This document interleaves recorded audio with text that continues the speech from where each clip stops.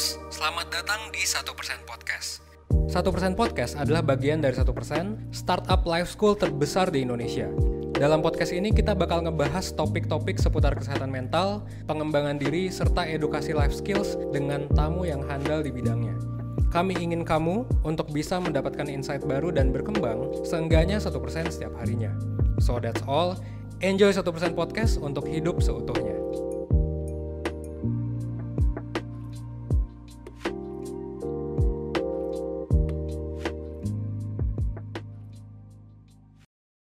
Ramadan tiba, berkahnya ekstra. Selamat datang di 1% Podcast, di mana kita akan membahas ilmu-ilmu penting kehidupan yang belum pernah diajarkan di sekolah formal. Dan sekarang kita lagi ada di segmen Obrolan Gen Z Season 5, Episode 1, dengan host baru kalian, gue Danan, sebagai Creative Director di 1%. Dan hari ini kita bakal bahas satu topik yang mungkin lagi cukup relate ya dialami sama kita semua, karena sekarang juga lagi bulan puasa gitu ya, yaitu tentang pengendalian diri. Self-control. Gimana sih cara terbaik buat kita mengendalikan diri selama bulan puasa supaya kita nggak boncos pas nanti lebaran? Karena mungkin ya banyak di antara kita yang masih kesulitan gitu ya. Cara menahan diri terbaik di bulan puasa itu sebenarnya kayak gimana sih? Gitu. Apalagi juga nanti bakal ada lebaran semakin banyak pengeluaran, nah itu gimana sih cara mengatur keuangannya? Kayak gitu ya. Oke, dan sini juga gue nggak sendiri, gue udah dateng 2 tamu ya yang gue undang gitu. Dan mungkin bisa say hi juga ya pertama kepada Evan. CEO-nya 1%, gimana Pan kabarnya? Alhamdulillah baik. Oh ya, gimana puasanya? Aman. Aman Ya. Oke. Oke, dan juga kita udah kedatangan tamu spesial kita ya, dan sekarang juga dapat privilege untuk datang ke sini, yaitu adalah Willan.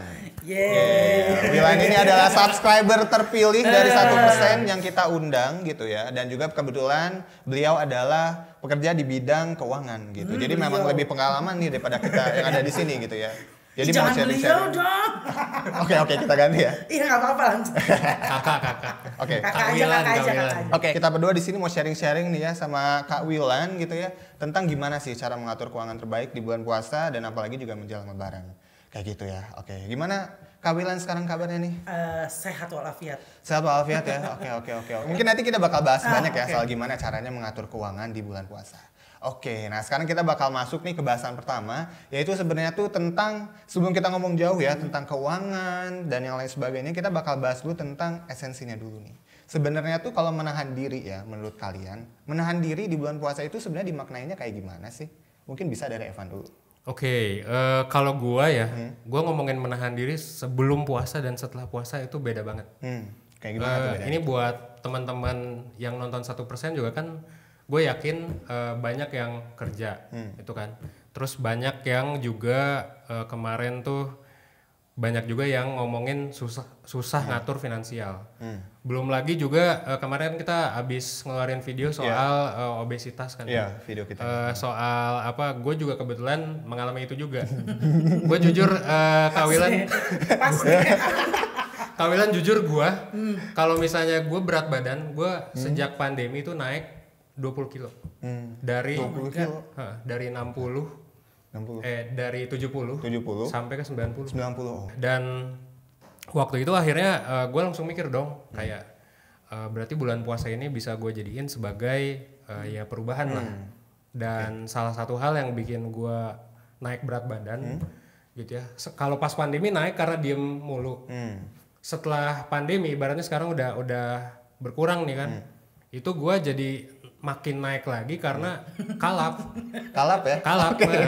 Gua kalau mau makan ya makan ya, gitu makan kan. apa aja tuh biasanya makan apa aja banyak di kafe dan lain sebagainya. Ya kan sampai udah kebuka juga kan, semua udah boleh bebas kan. Bener. Iya. Sampai akhirnya gue sampai berat badan yang tertinggi gue tuh 92 kilo. Oke, 92 masih kilo. kecil. Waduh.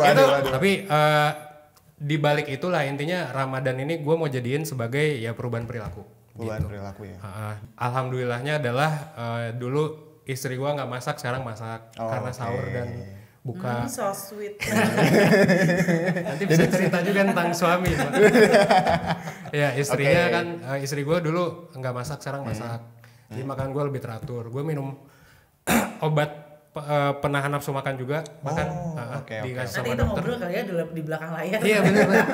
Ada dokter yang bagus. Asli. Dan gua udah 7 hari, baru 7 hari deng, sorry. Itu turun 6 kilo. Oh. Dari berapa hari? 7 hari 6 kilo? 7 hari 6 kilo. 7 hari 6 Dari stres apa dia kok cepet banget. Jangan-jangan tuh ada stresnya juga karena nih. harus ada pengaruh stres tuh. Iya. Dari 91,9 Workout nggak sih? jadi 8 pokoknya 6 kilo dah. Olahraga Oh, nggak? olahraga Atau hanya olahraga mengontrol gimana? makan? Enggak olahraga. Belum olahraga. Olahraga tuh baru dikasih pas sekarang syuting. Oh, oke. Berarti untuk olahraga itu belum mulai dan baru mengontrol si makannya aja ya. Dan pengeluaran gue yang awalnya wah lumayan sih ya. Sebenarnya. Ya bisa dibilang kalau sama istri bahkan buat makan doang bisa sampai 2 digit jujur. Oh, Beberapa bulan ke belakang ya. Sekarang sih oke. aman. Oke. Kayaknya nggak akan nyampe 2 digit berdua. Oke. Berarti dari mengendalikan makan doang ya ternyata bisa menghemat uang banyak banget nih ya. Bener. Buat gue lebaran tuh maknanya itu sih. Oke, maknanya lebih mengatur keuangan juga ya dan juga jadi lebih sehat intinya. Ya, oke. Nah, kalau dari Kak Willan sendiri gimana nih ini? Kalau aku kan lebih ke uang. Apa nih kan kita ngomong keuangan, terus aku basicnya juga di keuangan. Jadi gue tuh orangnya memang under control ya. Jadi memang harus ada yang kontrol. Even itu cuma sebuah aplikasi. Jadi gue tuh sebenarnya kalau ngatur keuangan gue kan pakai Digibank. Jadi gue Digibank itu ada tabungan maksi yang bisa sampai 20 dompet. Oke, 20 dompet ya. Dan itu bisa memposting-posting sampai 20, hasrat untuk ria. Oke, berarti yang satu ria ya. Satu ria, oke. Terus apa lagi? Untuk berbagi. Oke, ria terus berbagi gitu ya. Oke. Ria berbagi. Habis flexing terus untuk masa depan lah ya. Terus untuk rumah. Untuk pendidikan anak. Sudah punya anak? Oke, ya nanti kebetulan kalau bisa jadi 20 itu nggak cukup loh.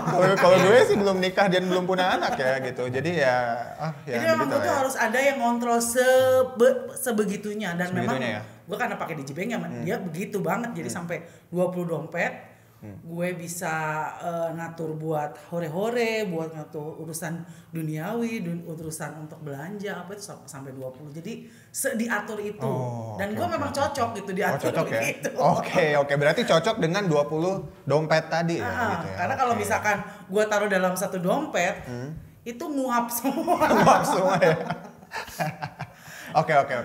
Oke, tapi kalau secara dampak secara psikologisnya, emosionalnya gitu ada dampak-dampak tertentu nggak sih yang dirasain gitu setelah ada 20 dompet ini? Ya aku lebih teratur karena aku mau bilang aku tuh orangnya memang harus ada yang ngatur. Harus ada yang ngatur event itu cuman aplikasi gitu. Oke, gua harus pakai ini buat tabungan yang satu ini untuk misalkan untuk sedekah. Dan sedekah juga kalau pakai Digibank nih nggak harus pakai biaya transfer, biaya transfer itu beneran loh. Jadi bener-bener yang kita keluarin untuk sedekah ya, terus untuk misalkan untuk beli belanja kebutuhan sehari-hari diatur itu. Dan gue memang cocok begitu. Kalau misalkan gue dibebasin tuh gue nggak bisa. Gue juga relate sih. Tapi kalau gue mungkin lebih ke ngaturnya setelah ini ya. Setelah sebulan sejak gua ngelakuin perubahan itu gua pakai kartu kredit aja ke ke supermarket. Karena kalau di Digibank kan dapat cashback tuh, dapat diskon lagi. Jadi kalau misalnya ke supermarket dan lain sebagainya nanti bisa ada reward dan lain sebagainya dan bener kan kalau misalnya Digibank di akhir tuh ada e-statementnya biasanya, gitu. Jadi gue bisa ngelihat juga dibandingkan ketika ya memang pakai cash kan, atau kalau misalnya nggak teratur pengeluarannya, pakai dompet ini, dompet itu, gitu. Jadi kartu kredit itu ternyata bisa juga buat ngatur keuangan ya? Iya benar. Jadi di aplikasi juga ada kalau nggak salah di Digibank itu aku pernah ngecek. Jadi lu bakalan tahu hari ini lu menghabiskan uang lu dan harta lu gitu. Ada grafiknya. Ada ya. Jadi ketika lu dapat duit banyak, langsung bener. Keren sih. Dan lu tuh memang cocok karena gua harus diatur sebegitunya. Tapi kalau pengeluaran terbesar dulu tuh buat apa sih berarti? Buat klik keranjang kuning. Keranjang kuning ya. Oke. Jadi keranjang kuning itu pengeluaran terbesarnya ya. Oke. Kalau Evan sendiri berarti pengeluaran terbesar sekarang buat apa nih? Gua kemarin makan. Kalau sekarang jujur belum ada banyak pengeluaran. Waduh, ini udah sukses berarti itu. Iya, makanya kita udah sukses ya. Oke. Tapi ada tips-tips tertentu nggak sih gimana sih akhirnya ngatur keuangan di bulan puasa gitu biar lebih oke, Van? Oke, kalau gue pribadi tadi ya, gue ngerasain banget ketika gue shifting ya, gue mengubah tuh dari e-commerce dan lain sebagainya ke ketika gue beli lewat kartu kredit ke supermarket gitu untuk beli bahan makanan sendiri, gue ngerasain banget ketika di akhir bulan, kelihatan gitu kan, siap tanggal 3, siap tanggal berapa gitu. Langsung kelihatan e-statementnya. Berarti gajiannya setiap tanggal 1 ya? Agak. Gajian tanggal 28. Kita tanggal 28. Di 1% tanggal 28 kebetulan. Tanggal 28. Gitu. Jadi bisa kelihatannya dari sana enaknya daripada yang sebelumnya. Gitu. Mungkin gue juga bakal pakai fitur tadi ya, Maxi kan. Yang mana bisa berbagai macam dompet tuh, bisa buat berbagai macam. Gue belum pakai sih, jujur. Coba deh. Makanya gue jarang bisa nabung sebelumnya. Gitu. Jarang bisa nabung buat nggak usah jangka panjang, jangka pendek juga susah. Dan itu juga ya bunganya lumayan gede gitu, nggak tergerus sama biaya administrasi gitu. Nah itu gue coba nyari yang kayak gitu sih. Gitu ya. Karena sayang kan kalau misalnya 3 bulan gitu lu nabung buat THR dan lain sebagainya, tapi tiba-tiba dalam 3 bulan itu entah habis sendiri atau mungkin tadi ya habis sama yang lain atau ya tiba-tiba banyak biaya administrasi di dalamnya. Gitu. Tapi emang ada ya gitu yang bank gitu yang nggak ada biaya administrasinya gitu? Gua nggak tahu. Tapi kalau kawinan sering gimana nih? Ada nggak sih? Ada lah. Prepare-nya aku buat lebaran itu sebenarnya kan sakral kan. Pernah tahu nggak nastar yang sakral? Jadi cuman boleh dipajang tapi nggak boleh dipakai. Ya prepare-nya kalau mama standar ya, maksudnya nyiapin kue-kue, baju-baju, terus tadi kan bajunya terus buat prepare buat mudik, terus buat berbagi sama ponakan. Karena ponakan juga sekarang udah nggak mau pakai duit baru, dia maunya ditransfer. Udah punya tabungan sendiri. Wow. Makanya gue bilang gue pakai digibank itu karena gue transfer berapapun yang berapapun yang gue transfer. Saudara berapa saudara? Saudara banyak. Banyak ya saudara ya. Apalagi kan sudah punya, misalnya udah berkeluarga, jadi ponakan tuh ngeliat kita tuh udah kayak ini tambang duit. Iya. Prepare-nya ya itu kayak buat THR lah. THR itu kan anak-anak sekarang udah ponakan udah nggak mau pakai duit baru, maunya ditransfer. Nah, gue pakai digibank itu nggak kena biaya transfer. Oke. Itu nggak kena biaya transfer sama sekali. Sama sekali berarti enggak ya? Dan gampang lagi. Gue tiduran, gue bisa berbagi, flexing berkah. Aku juga ini loh pernah, jadi ini nyambung nih ya. Mumpung lagi bulan Ramadan, aku juga pernah jadi panitia charity di kampus tuh. Jadi aku jadi bendaharanya. Aku kenapa nyanggupin? Karena kan kalau jadi bendahara itu akan ada beberapa posting-posting untuk transfer transfer sini. Sementara kan itu acaranya charity. Nggak mungkin kan kita gabungin ke rekening sendiri ya kan? Makanya itu aku bisa transfer kemanapun ya, real bener yang dikasih sama anak-anak, teman-temanku ke orang yang memang berhaknya gitu. Nggak harus menggerus duitku sendiri gitu. Jadi ikhlas berkah. Pakai aplikasi yang bisa ngatur hidupku gitu. Oke. Jadi si aplikasinya benar-benar ngasih dampak besar juga ya ke hidup. Benar, serius. Ya? Oke. Jadi Ramadan tuh ternyata pas datang itu ngasih banyak berkah juga ya ke kita ya. Oke, tapi kan itu berarti dari THR ya. Tapi kalau misalnya soal barang-barang baru gimana nih? Kalau Kawilan sendiri biasanya beli barang apa aja sih? Lebaran itu kan lebaran ya. Baju baru pasti dong. Oke, baju satu. Anakku sih sebenarnya, suamiku, karena kalau di foto itu kalau baju kayaknya setiap tahun kalau bajunya sama kayaknya aneh gitu. Kalau aku sih lebih banyak baju baru tuh buat kerja sih, maksudnya buat keluar rumah. Paling baju baru ya, walaupun tidak mahal ya, yang penting adalah karena itu tradisi ya. Kalau tradisi itu dilanggar tuh kayak gimana gitu. Sakral kan. Lebaran itu kan sakral kan. Sakral ya, oke. Terus kayak misalkan toples baru ya kayak gitu, tapi nggak yang sampai ini kan. Maksudnya nggak sampai berlebihan lah, yang penting kita ikut memeriahkan aja. Yang penting esensinya dapet. Ya baju baru juga memang mau show gitu sampai 10 baju ya enggak juga lah. Oke. Cuman memang kalau ibu-ibu tuh kayaknya nggak bisa gitu, apalagi kalau diskon kan. Pakai kartu kredit digibank tuh kalau ada diskon nggak bisa dong kalau nggak dipakai tuh diskonnya. Sayang juga ya nggak dipakai ya. Cashback juga kan dikumpulin, nggak bisa lah ibu-ibu. Oke. Harus diajarin belanja. Oke. Berarti banyaknya di baju ya. Tapi kalau selain baju itu biasanya pengeluarannya di mana aja? Bukber sih biasanya. Bukber. Bukber. Oke. Udah bukber kemana aja? Minggu kedua nih biasanya ngeliling kan? Iya. Kalau minggu pertama kan jarang biasanya. Tanggal 1 sampai 5, tanggal 6, 7 wah udah. Bandung juga tadi mulai macet kan. Bener. Jadi Bandung mulai macet, Jakarta juga apalagi. Jadi ya udah sejak bukber ada ya paling banyak kan yaitu pengeluaran di bukber. Bukber ya. Paling saat ini nyari-nyari yang diskon. Oke, nyari-nyari yang diskon. Yang nyari diskon yang pakai Digibank bisa diskon di mana ya udah. Oh iya, bisa ya. Diskon juga, cashback pula. Oke. Itu worth it banget gak sih kalau menurut kalian sih? Diskon gitu. Diskonnya. Tapi berapa persen sih diskonnya? 30%. 30%? Cocok nggak? Waduh, mantap banget sih itu. Kalau buat belanja itu berapa tuh? Kalau belanja itu aku kan memang e-commerce banget ya.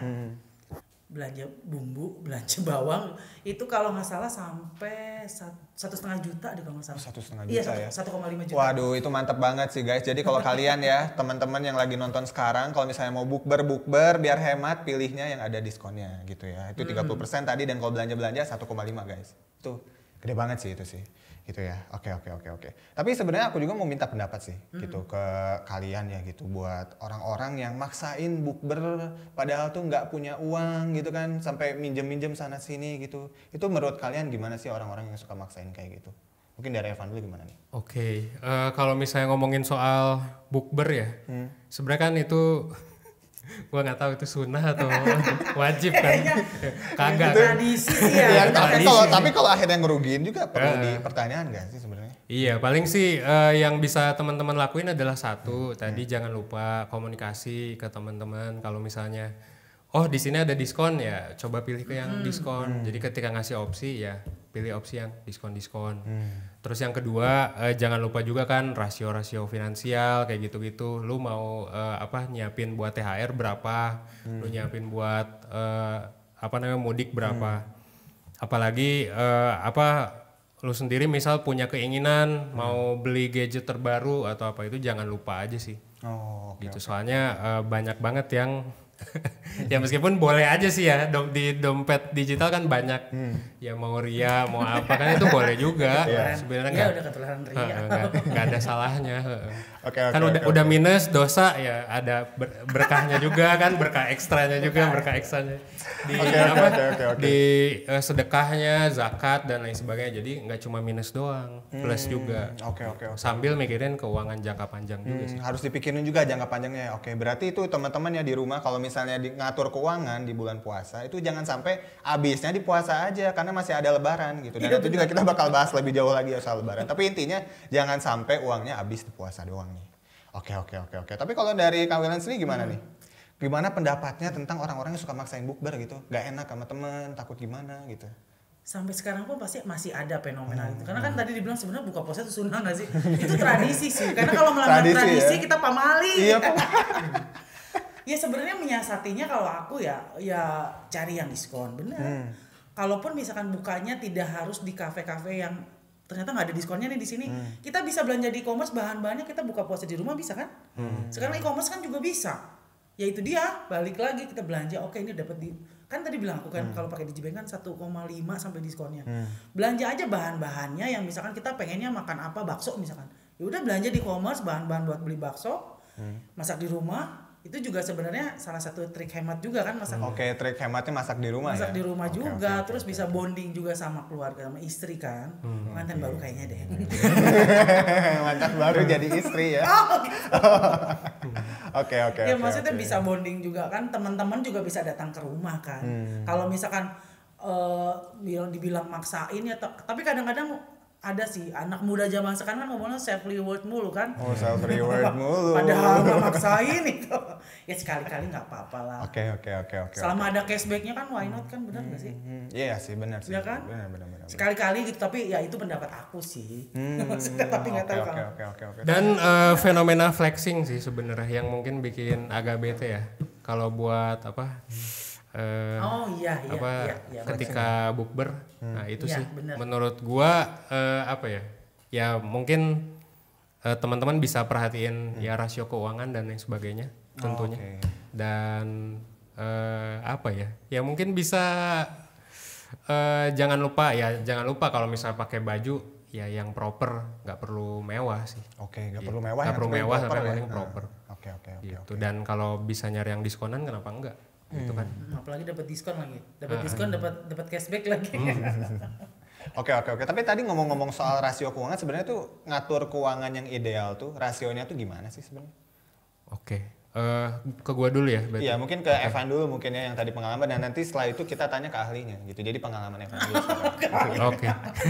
Iya sih paling ahli ya. Iya, paling ahli nih kalau nanti paling ahli kan. Paling tua kayaknya. Iya, jadi paling berpengalaman, makanya mungkin kita tanya Evan dulu gimana nih, Mas. Ya, kebetulan gua kan belum ngurus anak, dan mungkin yang ngatur juga istri gua kan. Mungkin nanti kawilan bisa ngasih lebih. Tapi kalau gua pribadi, buat gua sih simple aja. Maksudnya gue pokoknya kalau duit jangan sampai gue megang banyak duit cash, itu yang pertama. Jangan sampai megang banyak duit cash. Oke. Kenapa? Karena pertama ya gue masih muda gitu, ngapain gue megang banyak duit cash ya, taruh ke mana kayak gitu ya, tabungan yang bunganya gede, deposito saham, bahkan sampai 95-97% kekayaan taruh ke sana. Itu pertama. Suami itu pertama gua. Pokoknya jangan banyak duit cash biar nggak banyak jajan. Taruh di yang pokoknya bunganya tinggi atau returnnya tinggi. Yang kedua pastinya ya siapin dana darurat. Banyak yang nggak nyiapin itu. Yang ketiga ya itu pengaturan keuangan. Kalau gue ya pakai credit card, jadi bisa ngelihat di akhir bulan. Credit card ya.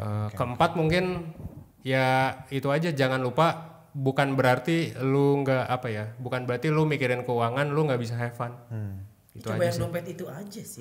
Bukan berarti lu nggak bisa have fun kan. Jadi tetap harus ada. Bahkan kalau di 50-30-20 kan 20-nya ini buat lo yang nggak tahu ya, 50-30-20 sering kita bahas. 20-nya tuh kan have fun. Iya, have fun. 20%. Oke. Apa 30 ya, gue lupa. 20. Coba ulangi. 30 malah. 30 buat needs 50%, wants 30%, savings 20%. Kan sebenarnya kan nabung 20%. Iya. 30% malah yang wants. Iya. Jadi bukan berarti hemat itu bukan berarti kita hidupnya jadi tersiksa, guys. Tapi memang ada budgetnya. Oke. Oke, dan itu tadi kita ngomongin soal bukber ya, dan tadi juga akhirnya nyambung tentang gimana cara hacknya ya, gitu ya.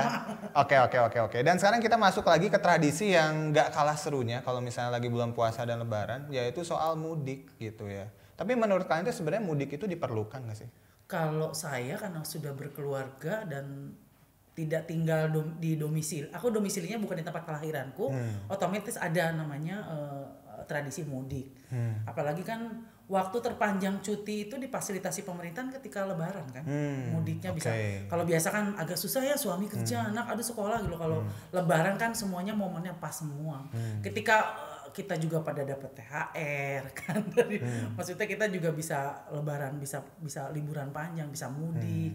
Cuman karena aku kan mudiknya kan cuman selemparan baju doang dari Jakarta ke Jatinangor. Itu jadi cuman Jatinangor. Aku kamu halamannya di Jatinangor. Halo orang Jatinangor. Masuk TV. Jadi aku nggak perlu heboh harus pesen tiket. Cuman beli bensin aja sih sebenarnya. Cuman kalau teman-teman yang jauh nggak sih mudiknya? Kalau yang jauh kan harus pesen kereta segala macam. Kalau pakai Digibank tuh bisa 1 juta loh. Ini kayaknya gue duta diskon deh lama-lama. Iya, jadi memang harus mencari diskonnya itu biar hemat. Ekstra berkahnya kan. Iya, ekstra banget gitu ya. Jadi mudik itu sebenarnya kalau buat saya, ini saya pribadi ya, itu saya sih kayaknya sesuatu yang kayaknya wajib deh. Wajib ya? Wajib kayaknya, maksudnya ya waktunya kan pas semua kan, ketika dapat THR, ketika difasilitasi sama pemerintah liburan panjang, ketika hari raya ya udah pas semuanya. Oke. Tapi kalau misalnya ngomongin soal barang baru, kayak baju baru, kan lebaran biasanya kan suka kaitan sama kayak gitu. Sebenarnya penting nggak sih kita tuh beli baju baru gitu pas lebaran tuh? Emang penting nggak sih? Menurut Evan gimana? Bisa jadi penting. Bisa jadi penting. Kenapa? Karena jujur kalau ya lagi-lagi dari ya teori psikologi atau dari kurikulum life skills kita juga kan, lu bisa lihat di layar BTW. Salah satu pembentuk self esteem kan sebenarnya adalah ya fashion, manners, cara lu present yourself itu sebenarnya bisa jadi cara yang instan. Cuman kalau misalnya ibaratnya lu udah menggantungkan self esteem lu ke barang itu udah nggak sehat sebenarnya. Kalau secara psikologis. Kalau secara keuangan ya udah jelas lah, maksudnya kalau lu nggak nemu yang diskon, belum nemu yang diskon, ya mungkin jangan maksain dulu atau tunggu tanggal-tanggal tertentu. Mungkin tanggal berapa nih diskon biasanya? Tanggal 20, pokoknya 5 hari sebelum gajian. Dan itu jam 8 apa jam 9 malam. Oh gitu ya, jadi caranya gitu ya ternyata ya. Iya. Oke. Bisa jadi double kan, mungkin dari Digibank udah dapet, terus kebetulan gue juga pernah dapat dari saudara gue, katanya kalau di supermarket tertentu Rabu Kamis. Oh, Rabu Kamis. Gue kagak tahu tapi gak pernah nyoba. Cuman katanya Rabu Kamis. Jangan beli Senin sama Sabtu Minggu. Oke, jadi bisa bilang sebenarnya baju atau barang-barang baru itu bisa jadi penting ya, gitu ya. Karena memang bisa meningkatkan self esteem kita gitu ya. Tapi di sisi lain nggak jadi penting, nggak terlalu penting kalau misalnya itu udah maksain. Jadi akhirnya ngerugiin diri sendiri ya. Terus kalau lu nggak tahu caranya juga kan bisa dihack juga ternyata kan. Bisa. Ya tapi ngomong-ngomong soal hack sendiri, kalau dari Kak Willian sendiri gimana sih cara terbaiknya gitu untuk ngatur uang biar pas beli barang-barang baru itu nggak boncos gitu? Ya itu dia, kita harus tahu momen dimana ini waktunya kita beli deh. Ini waktunya kita jual gitu.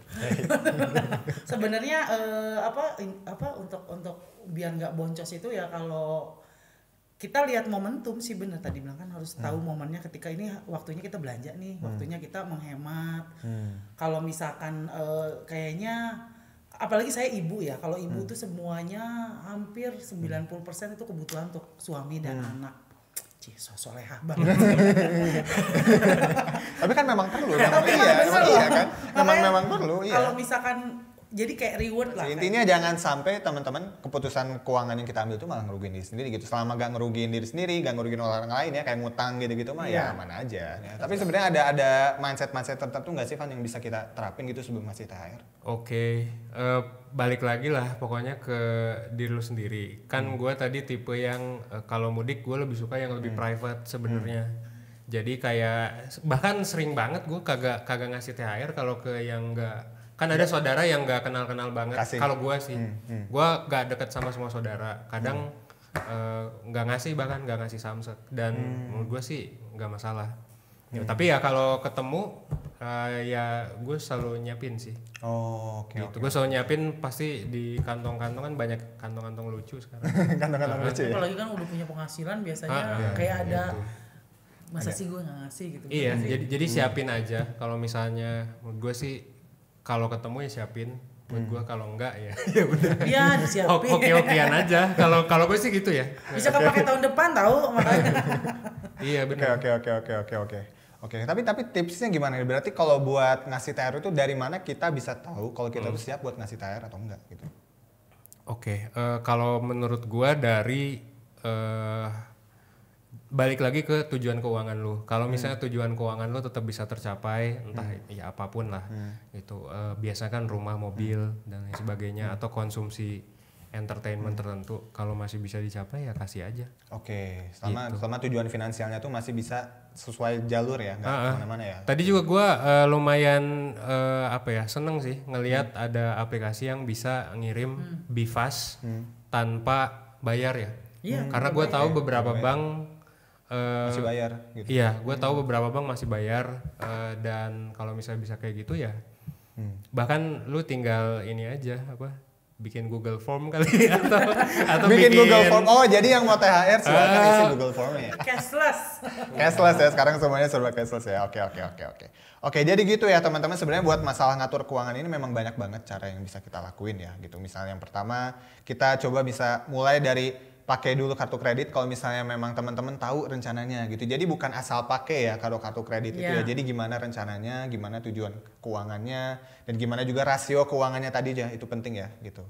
Itu juga jadi penting gitu. Dan yang kedua tadi teman-teman juga bisa maksimalin multi rekening tadi sampai 20 dompet ya. Makanya gitu ya. tadi kan ada jadi satu dompet yang memang buat aku udah nyiapin di situ THR. Jadi satu dompet memang buat THR gitu, dan itu teman-teman alokasikan di sana gitu. Jadi biar nggak kecampur sama uang yang lain. Yang misalnya mentang-mentang ini rekeningnya cuma satu, misalnya dompetnya cuma satu, terus ada sisa sedikit, kasih aja, tahu-tahu habis, kan itu nanti juga ngerugiin kita dong gitu kan, kita nggak mau ya kayak gitu. Itu ya. Dan yang terakhir juga teman-teman bisa transfer, nyobainnya pakai bank yang memang nggak ada biaya admin, karena lumayan banget ya itu kalau misalnya siap transfer terus tiba-tiba habis ratusan ribu buat biaya admin doang, itu kan nggak lucu kalau misalnya kayak gitu dong. Jadi coba cari yang nggak ada biaya admin juga gitu ya. Jadi teman-teman sebenarnya banyak banget sih cara yang bisa kita lakuin ya buat ngatur keuangan di bulan puasa, bulan Ramadan, dan juga di Lebaran biar kita nggak boncos. Dan teman-teman juga harus ingat kalau sekarang itu momennya nggak cuma puasa doang ya, tapi juga ada Lebarannya guys. Jadi Lebarannya juga harus disiapin, puasanya, tapi jangan sampai puasanya juga itu dia menderita gitu karena nggak bisa ngatur keuangan di sana ya. Oke. Sip. Dan juga dengan menerapkan semua hal tadi ya teman-teman, dan harapannya sih kita di Ramadan ini benar-benar kita bisa dapat banyak ekstra berkahnya sih gitu. Jadi jangan sampai teman-teman Ramadan itu cuma ngejalanin aja gitu ya, capek-capek puasa, tapi juga teman-teman harus pikirin juga ekstranya tuh.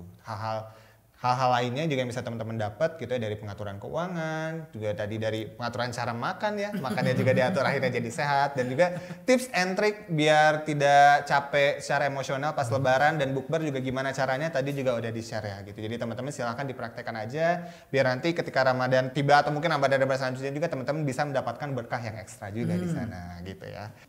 Oke teman-teman, jadi itu saja ya untuk sesi podcast kita hari ini. Jadi teman-teman kalau misalnya pengen tahu gimana caranya ngatur keuangan yang oke, pengen tahu juga gimana sih cara biar gak boncos gitu ya pas puasa dan Lebaran, teman-teman bisa coba download ya aplikasi DigiBank by DBS di Google Play atau di App Store gitu. Dan tadi juga banyak fitur-fitur yang teman-teman bisa coba maksimalin, mulai dari tadi tabungan maksi, terus juga tadi BI Fast-nya ya by DigiBank juga ya, jadi transfernya itu tidak ada banyak biaya admin, dan juga kartu kreditnya tadi teman-teman juga bisa maksimalin karena banyak banget cashback dan juga banyak banget diskon gitu ya. Gitu.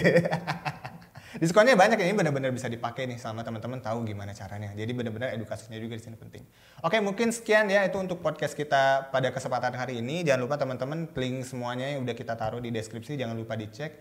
Akhir kata mungkin kita dari sesi hari ini ya mengucapkan terima kasih kepada teman-teman yang udah menonton sampai akhir, dan jangan lupa juga ya subscribe kita di channel 1% Podcast, dan juga follow sosial media 1% ya, ada di Instagram dan ada di YouTube juga gitu. Oke, mungkin see you ya di next episode-nya, di episode 2 di obrolan Gen Z, dan kita juga masih banyak segmen-segmen lainnya yang menunggu untuk teman-teman ditonton. Oke, mungkin sekian ya dari kita. See you, thank you.